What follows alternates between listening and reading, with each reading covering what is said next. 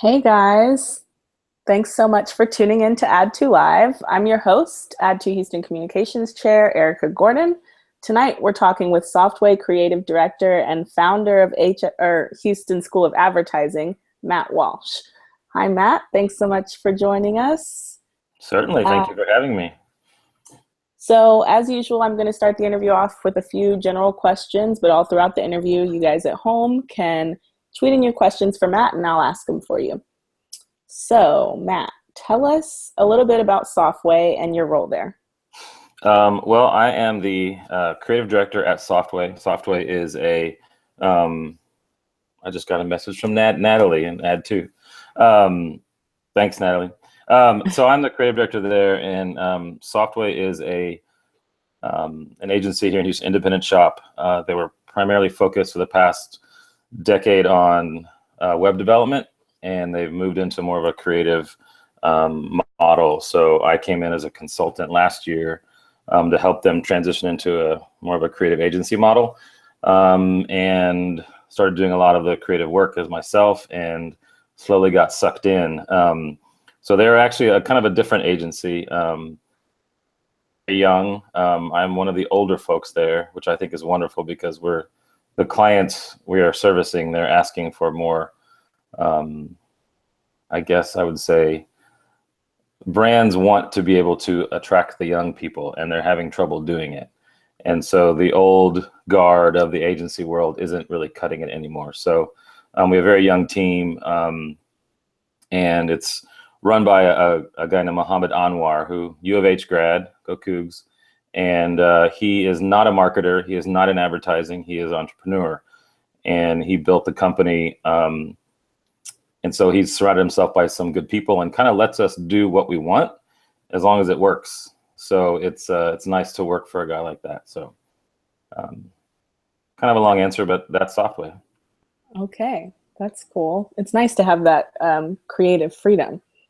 Let's see. Yeah, I mean, there's certain freedoms we have. There's certain things it's still running. We're still running a business, right? So Right, right. So, can you tell us about your journey to becoming a creative director? Like, where did you sure. start in the industry and all that stuff? Well, I guess I started being creative a long time ago.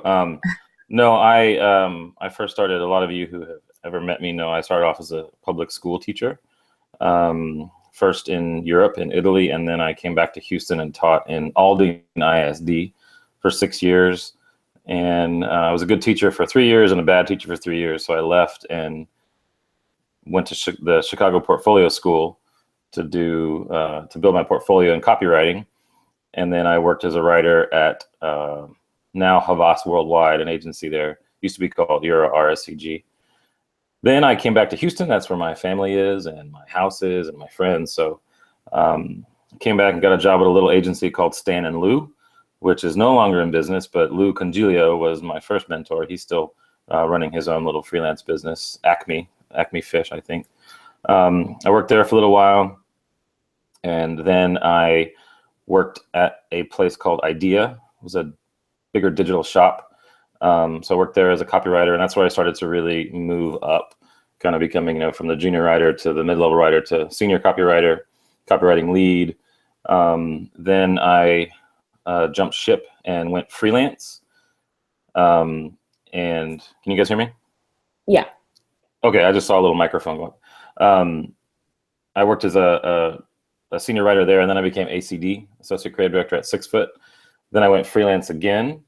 And then I worked as a director of content at a company called Vidanta, which is a Mexican resort company, and I worked in-house. I worked there for a little while, went freelance again. If you see a pattern here, we can talk about that. But then I started just doing more consulting work, freelance copywriting as well, but more consulting with companies, doing on-site training, teaching my classes at different places, and that's how I found Softway. So it's been a long, winding road, bouncing around, doing my own thing, cutting my teeth on my own clients, things like that. But here I am. Okay. So, obviously noticed that you went back to freelance a lot. Do you Yes. prefer that?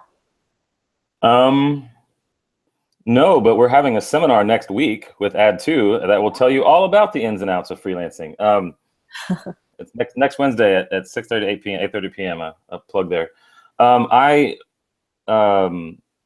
freelancing was always, once I discovered that it was possible to make a living on my own without having to work for an agency, it always gave me an out. It was nice to know that I could do it on my own. I didn't need to stay in a place where I was miserable or wasn't happy or wasn't getting paid what I was worth. So I never was hesitant to leave a place or to end a relationship without having another job. So I would always go back to freelance. But I like having a stable paycheck. That's always nice. And I like working with a team on a regular basis and building a team.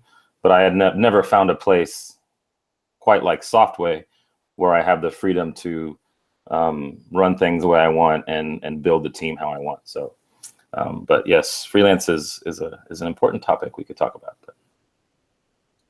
Yeah. Let's see. So what are your day-to-day responsibilities as a creative director? Pretty much everything you can possibly think of. So I guess any given day you'll find me, mostly it's back-to-back meetings, but they might be a meeting with a client to present some video work or present a concept. It might be in a meeting with a group of a project team to review their work and give feedback, give direction. It might be working on a pitch deck. It might be pitching to a client. I spend a lot of time helping out new business or sales, helping build pitch decks, helping solution. That's what we call it when we're, a client comes to you with a need and we come up with a solution. It's an email campaign, it's a video, but helping out with that, and then also do a lot of estimating, which is my least favorite thing in the whole world to do. So estimating out all the creative tasks associated with the project. I spend a lot of time working with the other directors as far as agency planning, agency strategy. We call it solving puzzles. So what do we need to fix? How long will it take? What do we need to work on? And then I do a lot of just one-on-ones. I try to do one-on-ones every month with each employee in my team, just to get a finger on the pulse of how they're feeling, are they growing, where their pain points, things like that. So it's a lot. And then occasionally I will have to pick up and do some copywriting. That's what my background is a copywriter. So I will get down and write stuff if I have to, but it's hard to be a creative director and a writer at the same time. So. Mm-hmm. So lots of stuff. Kind of speaking to that, do you like that? Like, because I know I'm a copywriter as well, and so mm-hmm. obviously the ideal career path is to end up eventually being a creative director. But I hear, like you said, that kind of takes away from the creative aspect of your. Yeah, I guess I wouldn't be sad if I never had to write another line of copy again. I like it. I mean, I really do. That's my passion. But I guess at some point I knew I wanted a bigger role mm-hmm. in an organization. I was the kind of person who would I would see things that I thought were done wrong, and I never kept my mouth shut, which is probably why I went freelance a bunch of times.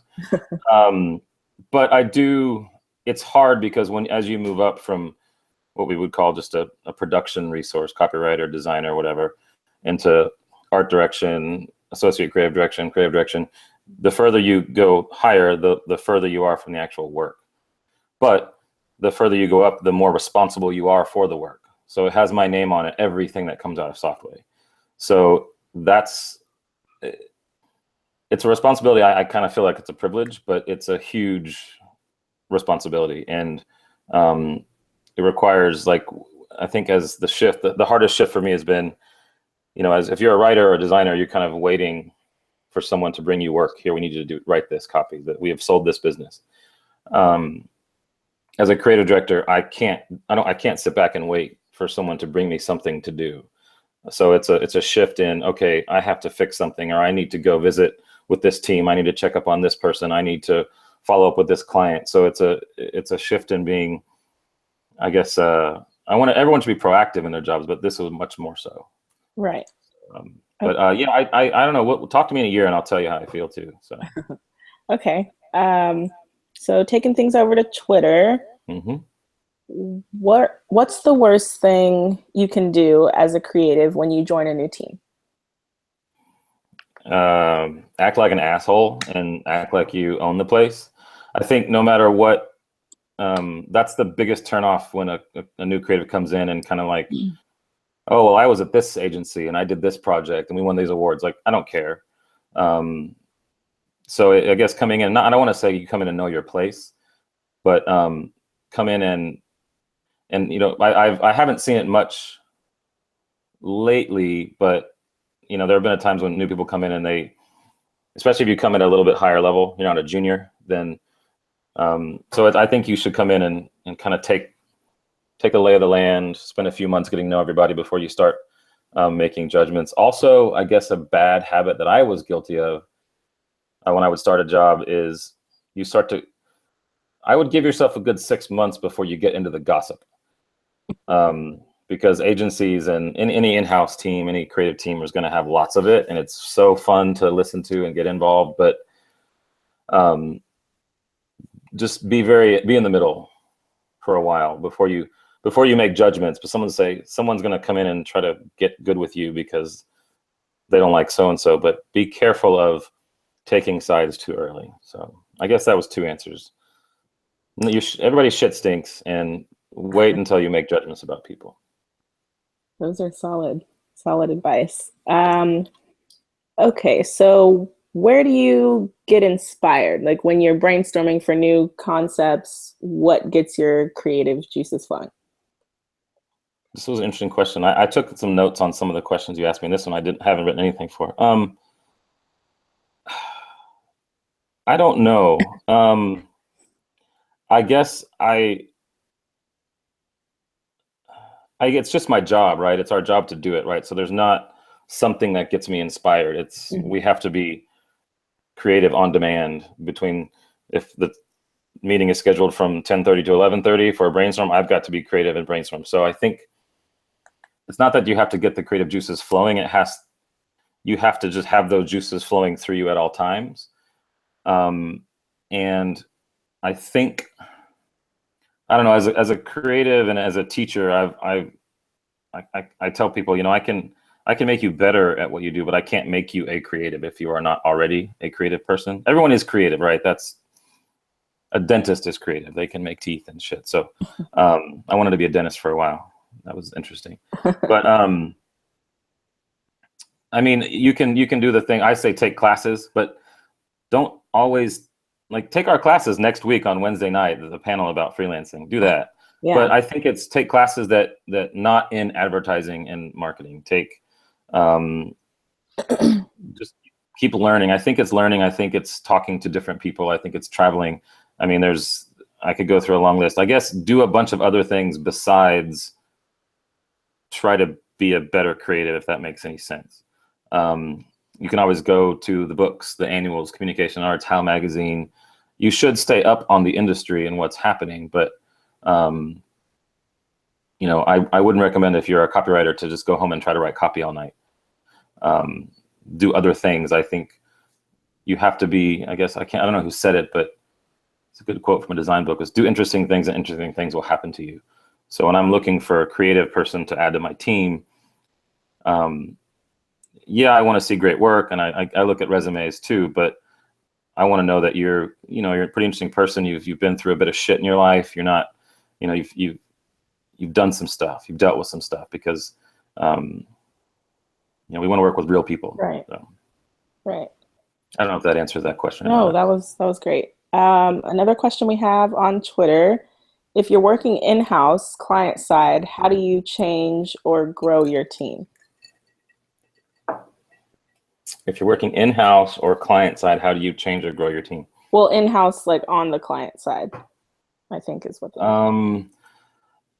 Let's see. So when I worked for Vedanta as a director of content, like we had, you know, I had to build out the team. And what I found was I took for granted that a lot of the people within the company just didn't know what different roles were. Like, I had to educate people about what a project manager did, what an art director did, why we needed a strategist. What does a strategist do? What does an analyst do? So I had to bring a little bit of that agency structure, but then agency structure doesn't always work exactly very well in-house as well. So I think to build out a team, you have to make the case for different roles and know what those roles are supposed to do, and then kind of give descriptions and things like that. I think also what I'd recommend for an in-house team, one of the great things about working in-house is that you don't have to bill time really to a client to get paid. Now, that said, if I were running an in-house team, I would want my creatives to track their time, because I want to know, is like, part of being a creative director, which is hard for me, is being a business-minded creative. So I'm not only tasked with the level of work, I'm also tasked with making sure my team is profitable and efficient and, you know, that kind of thing, which I hate, but I have to do it. It's a business, right? Mm-hmm. So I would say, even if you're in-house, make people log their time so that you know how long things are taking. And then you have to know how long things are taking. You have to see people's utilization or their bandwidth to be able to kind of say, hey, upper management or powers that be, I've got 2 designers, but I have the work for 4 designers. Things like that. Like, you have to make the case. And that's been a tricky part for me, is I can go in and tell someone, hey, I need another writer. And they'll be like, well, prove it. I'm like, I just know I do. Come on, I'm super busy. But that doesn't translate into, I'm an owner of a business and I'm going to give you salary. It has to be, make yourself a business case. So I guess, again, educate your owner or your department head. I mean, if it's in-house marketing, then they probably know the roles, but tell that person on Twitter to tweet a more specific question about what I just answered so I can be more specific. I hope that might have helped. I don't know. Okay. So we'll go to the next one. How do you handle clients' expectations when discussing projects, timelines, and revisions? Handle client expectations. Well, you have to set those expectations up front. So the adage is very, very true, is things will end how they begin. So if a project is kicked off in chaos, and it's going to end that way, and it's probably going to be a really shitty project. So so to handle client expectations, you have to set them up front, and that has to be done. It has to start in the initial meeting if it's a new client, in the sales cycle. This is how we do business. This is our process. This is how we follow it. This is what we expect of you as a client. And then it has to be handed off. And when it gets into project management, you've got to have proper project plans, you know, agency or team expectations, client expectations, over communication, and that kind of thing. So it's really hard to manage client expectations if you have not set them ahead of time. So, you know, things like explaining exactly what they're going to see when you present something. If we're going to present you a concept for a video, are you going to see a script? Are they going to see a concept frame? Are they going to see a write-up? Are they going to see it? Is it going to be a PowerPoint presentation? Make sure that they know. Make sure they know you have 1 day to respond and give feedback. And then also that you know, upset clients thinking that they're like, if clients get surprised, they get pissed, right? Mm-hmm. So they might think, oh, I thought you guys were going to do this. Well, then at some point there was a breakdown. Either the client didn't tell us what they wanted, or, which it always falls on, we did not ask the right questions to find out what they wanted. So that's also something that you'll work on and continue to improve throughout your career, is to learn how to ask those questions of the client up front and do that requirements gathering, that interview, to really get into what the client wants. Because a lot of times we'll get involved creative and someone says, oh, well, this client wants a video. Okay, what's it for? Well, it's for a presentation. How long is it? We don't know. Is it 2D? Is it animated? Is it live action? Well, we don't know. It's just a video. So then it falls on the creative team to kind of interview that client and find out, well, okay, what exactly are you trying to do? Because a video might not be the best solution. So that kind of thinking should happen with the sales team or the account management team, but sometimes it doesn't. So again, it's setting expectations from the very beginning, the very first phone call or meeting that you ever have with a client, and then every step of the way, you set very clear expectations of every milestone, everything. Okay. Kind of going back to talking about being inspired, what was your inspiration to start HSA? It was students. I met with a group of students. I was working at Stan and Lou, and a group of students came and had their meeting, and I just sat in and we started talking about portfolios, and they didn't have any idea what a portfolio was. So a good friend of mine, Jonah, maybe he's listening, I don't know, Jonah Sanders. He's now a writer for the Company of Others. He said he was older and he had gone to college after, so he and I were kind of the same age. And he said, "Hey, I'd love you to look at my work." I said, "Sure." He said, "Can you give me some assignments?" I said, "Sure." So I gave him some assignments, and then were having dinner or something. And Margarita is looking at his work, and he's like, "You ought to start a class." And I was like, "You're right, I should start a class." So I started Matt's portfolio class, and right around that time that I decided to do that, the agency where I was cut my hours to 3 days a week. So I had some time to design posters and website and things like that, and think it through and call people and make meetings. And then I got laid off. So I had lots of time. And so it kind of worked out well, right? So one door shuts, another door opens, right? So that's how. But I've always loved teaching. I mean, so the school is sort of a combination of my love of teaching and being in the classroom with my love of, I won't say I love of advertising, because I hate it too. It's a silly business for all of you out there. But I have a love-hate relationship with it. So it's combining my love of teaching with my love of like creativity. And, I like advertising because it's music and visuals and words and video and working with people and all that shit. So it combines all of that. And then quite frankly, when I was teaching school and I was looking to get into advertising in Houston, there was nothing in Houston except going back to U of H for undergrad. And I wasn't going to do that. So I went to portfolio school, and there's nothing really like that in Houston still. But we're hoping to fill the gap a little bit, because I think what universities prepare you for isn't really what the agency world expects. So there's a gap there. You can fill it with, getting in there at the ground level and cutting your teeth and growing quickly. You can fill it with internships. You can fill it with portfolio school. You can fill it with classes. But I think Houston needs more stuff like that, more opportunities for learning. Absolutely. I agree with that. You don't have to agree with it, though. No. You can disagree with anything I say. No, I agree with that. I lost my train of thought just now. No, that's okay. We were on the school. So can you tell us a little bit more about HSA? Like what kind of classes you guys offer, what all you have going on over there? Yeah, sorry if you guys hear somebody's car alarm going off. So we do classes a couple times a year. They're at night. They are right now between 4 and 6 weeks long. So you meet once a week for a couple weeks. I teach concepting class, which is for the aspiring writers and designers out there, and anybody who wants to go through the creative process in wearing those shoes. You make ads and present them and things like that, and I'll critique them, and we treat you like you're a writer or a designer on my team. And then we have digital design, and that will take you through the creative suite, but doing some fundamentals of design theory and things like that. Then there's user experience, which is an intro to the world of user experience. So kind of gets you in the mindset of what a UX designer can do, what they should be able to do. You'll do some UX research activities and things like that. And then digital strategy and sales, which will kind of take you through building relationships with clients, building your own brand, not how to be a salesperson, but building business development, which is really, really valuable. So those are the regular classes, the courses, and then we also are now doing the workshop series with Add2. So that the No Better Education series between Add2, AAF, and HSA.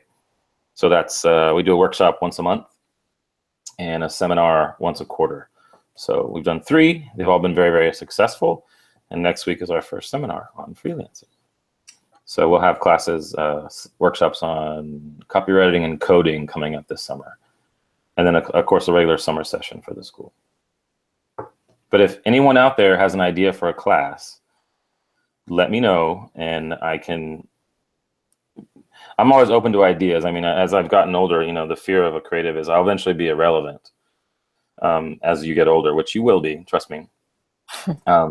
So I know what I would want to teach or what I think you guys should know, but if there are classes or things that you need to know that there's no place to learn, then let me know and we'll try something. So.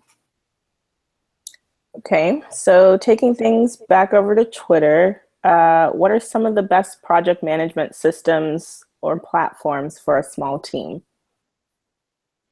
The ones that, well, I guess any of those tools are only as good as the team using it. So I've worked with, God, what we use it? I've used Basecamp before. I've used Asana. I've used at Softway we use Atlassian, which is Jira and Confluence, which I don't like. But for a small team, I've used Slack, and there was another one. Slack mainly for communication. There was another one we used when we did Agile methodology, but I cannot remember the name of it. I can't remember it, but I don't know. I guess a small team, I liked Basecamp. I think from a creative perspective, it was very good in that it was, I had my to-do list and there were communication chains. I liked that the communication was always there and it emailed you. So it was like 2 places. So you had no excuse if you missed it. There was a repository for documents, things like that. I mean, you should have it somewhere else too, but I don't know. I think you should try something. And then once you decide, you just have to really, really stick to it and hold people accountable for doing their part. Because as soon as you might have the world's most incredible project management tool, and then if a couple people don't use it right, then it doesn't matter. It's kind of like in school when you had the cool teacher let you chew gum. It ruined it for everybody because all the teachers then, oh, well, Mr. Walsh let us chew gum, and it ruins everything. And so, right. That's okay. Let's see.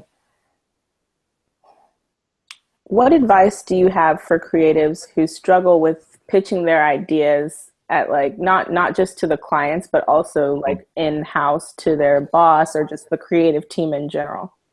Go ahead. No, I think practice, obviously, but how do you practice? Well, I mean, I would say to everybody out there, if you have not taken an improv class, if you're not taking a comedy class, if you're not taking theater or acting classes, you need to do that now. I think the only way I was ever able to be comfortable with teaching was because I was big into theater and improv in high school. And then the only reason why I'm comfortable in pitching and I'm always nervous when I'm presenting work, even if it's to, my peer. I think you should always be a little bit nervous. Stay humble, because as soon as you don't, then you think your shit doesn't stink, then you're going to get complacent and you're not going to be good anymore. So it's okay to be nervous all the time. And then, but if I hadn't been a teacher, teaching also, if you have a chance to teach, it's just having that audience, right? And responding to questions and thinking on your feet and making decisions is very helpful. So that's kind of like the soft skill part. Now to practice, ask to practice. Ask your creative director or your art director or your ACD, hey, can I pitch this to you? Can I present this to you? Ask for feedback when you present to them. And if they say, oh, that was a good idea. No, well, ask for feedback about how you pitched, about how you ran that meeting. I remember there was a guy, some of you might know Scott Gilbert. He was at U of H and Ad2, and he had a meeting once that he held at U of H, and I went to talk about the school, and I was really surprised. The next day he emailed and said, hey, what do you think about that presentation we gave? He's like, I didn't think it went very well. I want some feedback. And I was like, that's really, really good. So I gave him some feedback. They practiced. The next day it was much better. So ask for feedback. And then also, if you're starting out and there's a big pitch, ask if you can go. If there was a young writer who was like, hey, Matt, I know you guys are going to pitch this big client, but can I tag along? Well, absolutely. Why wouldn't I bring them?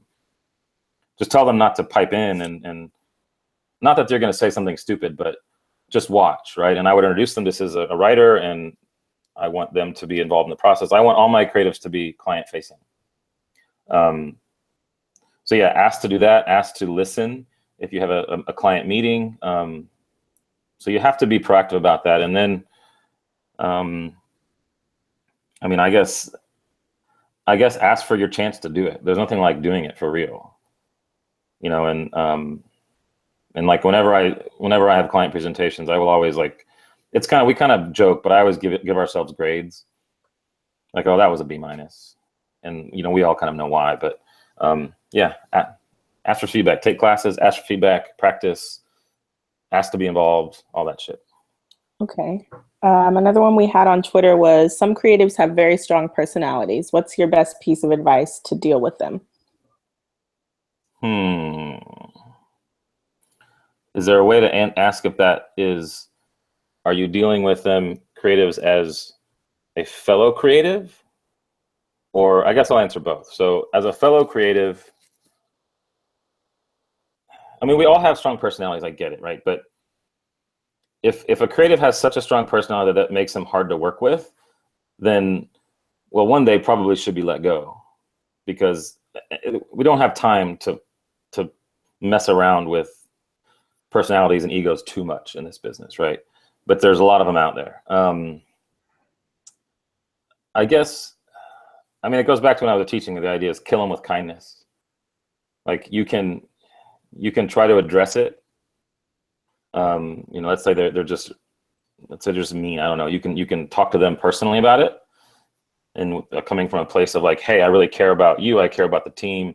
Here's what this makes me feel when you do this. You can address it. Then if that doesn't work, you can go to their boss. You can do, if you're in a big enough place, you can pull up the chain, and then you can go up the chain. You can bring in HR but that sucks, right? It's tricky. There's no right or wrong answer. I guess I'm trying to think of an example of a person who I work with that had a really, really strong personality. I would always talk to them about it. Like, yo, when you did this in the meeting, it was really shitty, and here's why. Like, I can't stand when, like, I can't work with you when you do like this. And then if they are continuing to do that way, then you just sort of give them lip service and smile and be nice and pleasant and do your best not to have to work with them anymore. Now, that's not always the right way, but I don't know. You got to do what works best for you. Yeah, that's a hard one, I think. And then dealing with creatives who are, if you're not you're a project manager or something, and creatives can be a pain in the ass. I guess creatives are, we get a whole seminar about this as dealing with creatives, but as long as creatives aren't surprised and guessing about stuff too much, that's what makes us the most nervous, I think, is when we kind of don't know what we should be doing and we know that it doesn't feel right. That makes us very nervous and frustrated. But I don't know. It's tough. I mean, you could go to their creative director, you could go to their boss, but again, I would just say smile and be pleasant, be nice, learn how to get what you want out of them. It's all about trying to be a little political. Learn how to get what you want out of them. Go out of your way to, you don't know what they're going through either, right? So go take them to lunch, see what's going on. And if they're continuing to be a total dick, then you just stay away from them. But I don't know. I don't think I gave you a good answer, but there's not a good answer for that. It's case by case. Because I mean, you're right. There's no right or wrong way to handle it. It's just your perspective on it. But okay. Yeah, but I mean that's a lesson for most creatives out there. Like, you have to be easy to work with. Like, you can't right. I don't know. There's these holier than thou creatives who think that, like, come on, we're not really saving lives. Like, come on, don't take yourself so seriously. Like, it's a fun business. It can be crazy and stressful, but it can be a lot of fun. There's good people. You can do some cool work. But anyway, that's what I think. Sorry. No, you're fine. What would you say is a good skill or trait for a creative looking to stand out as a candidate for creative director? I look for people who have a passion, kind of just enthusiasm about them. So someone, passionate about something other than advertising or marketing or communication or design, right? like I said earlier, someone who's kind of been through a bit of shit. Like I always ask people in interviews, you know, what's the hardest thing they've ever dealt with? Not necessarily just professionally, but I want people who have been challenged and been through some stuff and had to make really tough decisions, because that's what we have to do in this business, right? So I like to know about that. I think you have to be really humble. I think you have to be, not that you're a meek person, but that even I, like if I'm writing something, like even though I'm the creative director writing, I still have to have a creative director or someone direct me, right? So always stay humble. And then I like to see creatives with an entrepreneurial spirit. So, you know, people who do things on the side, not necessarily a side business, but, you know, they like, you know, working in organizations. They like starting things. They like building things. So it's not entrepreneurial in that you have to run a business, but entrepreneurial in that you're always, I guess, ideating about something, some product or business or some dream you have. That's kind of what I look for. But other than, you know, obviously a good portfolio and you can actually do the job. You know, when I hire people, I'm hiring people I have to work with every day. So if just people who are easygoing, easy to work with. I want people pushing back, right? I don't want people to roll over, but you know, I want to fight a little bit too. I mean, fight for what's good and good work, but above all, I want someone who's pretty, you know, down to earth, you know, like, just good to work with. Yeah. Okay. Let's see what else we've got. A lot of times creatives have to fight for their salary. So what advice do you have for creatives looking to negotiate or renegotiate their salary? So yeah, that's a good one. You do have to fight for it. I haven't worked in many places where we'll just go, "Oh, you did a great job. Here's $5,000 raise." I would say a hard way or the best way, but also one of the hardest ways to make more money is to hop around, is to go from place to place. It's hard to really, you know, get a bump in your pay. One place might give you a little bumps here and there and get promotion, but to make much bigger jump, you have to hop around. But make sure that you deserve what you are asking for. So do your research, look around. I mean, if you're a designer and you're doing the work of what you think an art director or an ACD is, then go make sure that your hunch is correct. Ask people in other places, do some research, find out how much they're making in your market and the size of your agency, and, you know, be reasonable about it. But yeah, you should always be asking for it if you think you deserve it. And then the one piece of advice I would say, there's a great article called The Fuck Off Fund. And I can forward it to you. You can post it wherever, but it's a fantastic article. A woman who wrote it is basically talking about how, you know, and she was excited to graduate. She was a strong woman, and then she bought that new car and that nice purse, and then she got that job. Basically, it's about, she didn't save her money, and then she got into a very uncomfortable place in a job where her boss was doing inappropriate things. But because she didn't have this fund, she had to stay there, and she didn't know what to do. So my suggestion is, when you're negotiating, you have to negotiate from a place of strength. So if I gotta have this job because I have to pay this bill because I bought that new car and I don't have a dime saved, then you're starting to negotiate from a place of desperation, right? So I guess negotiating, always be willing to walk away. And you can't walk away if you haven't saved your money and you got your emergency fund. So that's really important. That's what's helped me when I was sort of frustrated and miserable, is just be like, you know what, forget this, I'm done. I would negotiate. They didn't get what I want, I left. But yeah, there's plenty of resources out there. Like the Creative Group has a good PDF every year, the salary guide, which will give you an idea of what you should be making. You could ask around. People don't like to talk about salaries very much, but if you have a specific question about what a particular role is making, I'll kind of tell you what I think. There are a lot of places in Houston that do not pay very well. There are a lot of places that do pay well, but it's just, the you shouldn't chase the money. Yeah. The money will come, but you should fight what you think you're worth. And then another piece of advice is that don't.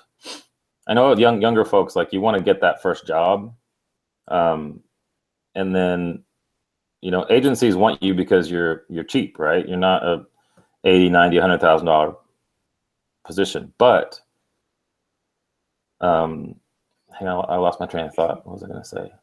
Oh yeah, don't just take a really low salary because you need a job.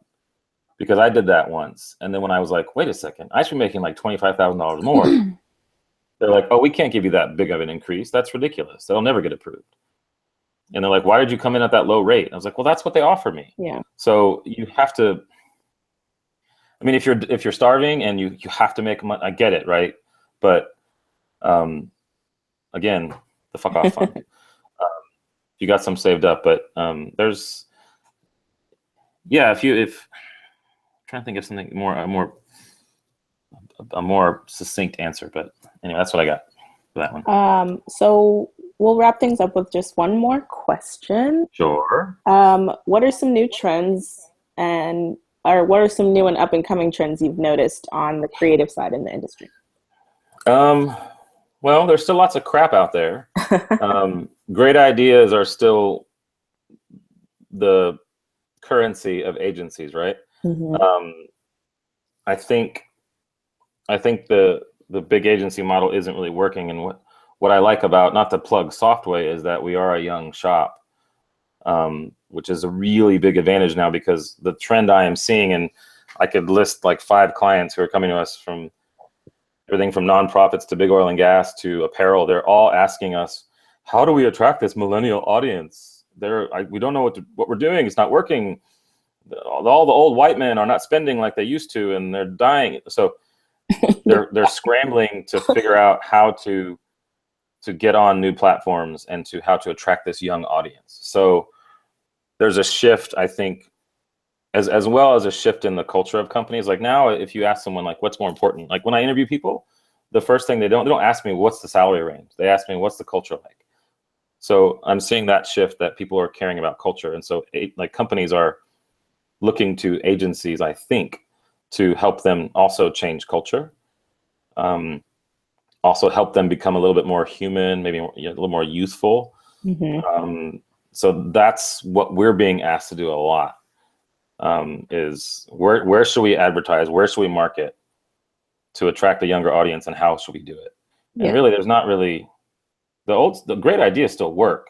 I think it's just being more, I don't know, I want to say more playful, more authentic. So that's what I'm seeing. And then also, again, you've heard stories. Like, it's all about the story, meaning it's not about, the most stuff I've written lately has been longer form blog articles and video, which is telling you that stories are more important than ever. So, and then the obvious change in like different platforms.